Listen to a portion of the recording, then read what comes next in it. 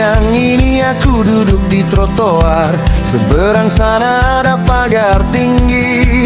Di dalam sana orang-orang bicara soal masa depan negeri.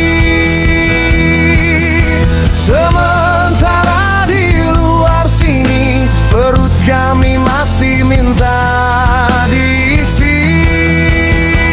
Siang di depan gerbang istana, lihat bedanya yang di dalam dan luar. Mereka bahas angka dan rencana, kami bahas harga cabai yang makin naik. Ada bendera berkibar megah, ada pidato yang terdengar samar, tapi tukang ojek masih mangkal, nunggu penumpang yang jarang datang.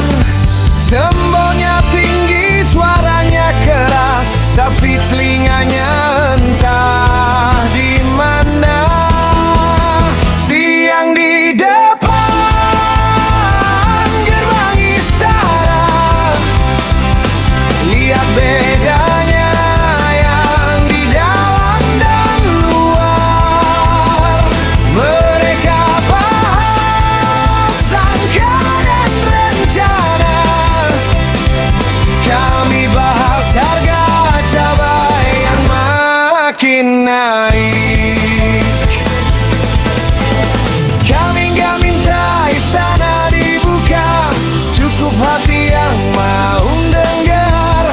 Karena negeri ini bukan cuma milik mereka, tapi juga milik kami yang di luar pagar. Siang di depan